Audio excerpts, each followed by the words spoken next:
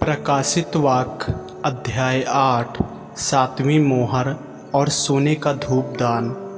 जब उसने 7वीं मोहर खोली तो स्वर्ग में आधे घंटे तक सन्नाहट छा गया।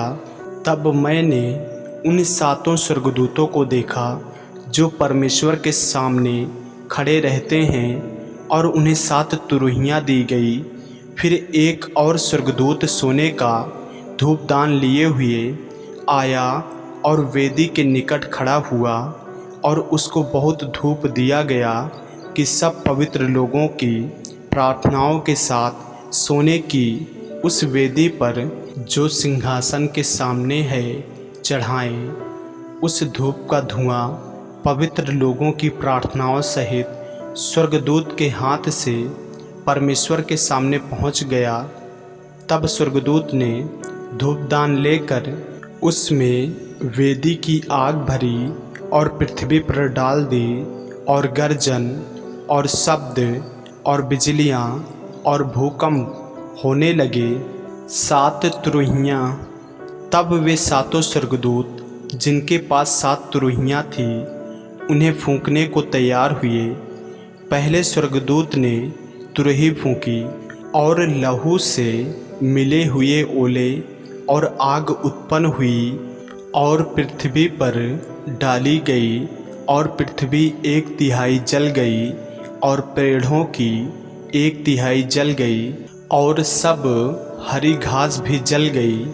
दूसरे स्वर्गदूत ने तुरही फूंकी तो मानो आग सा जलता हुआ एक बड़ा पहाड़ समुद्र में डाला गया, और समुद्र का 1/3 लहू हो गया, और समुद्र के 1/3 प्राणी मर गए, और 1/3 जहाज नष्ट हो गए।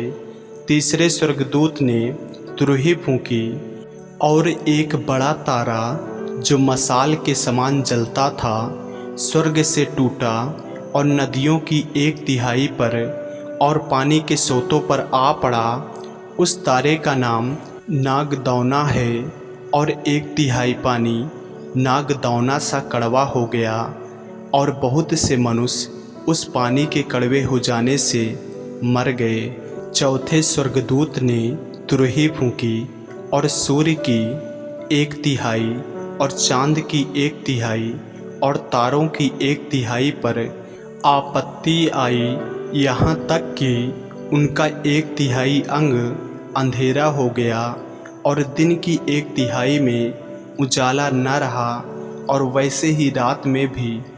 जब मैंने फिर देखा तो आकाश के बीच में एक उकाब को उड़ते और ऊंचे शब्द से यह कहते सुना, उन 3 स्वर्गदूतों की तुरही के शब्दों के कारण जिनका फूंकना अभी बाकी है, पृथ्वी के रहने वालों पर हाय हाय हाय।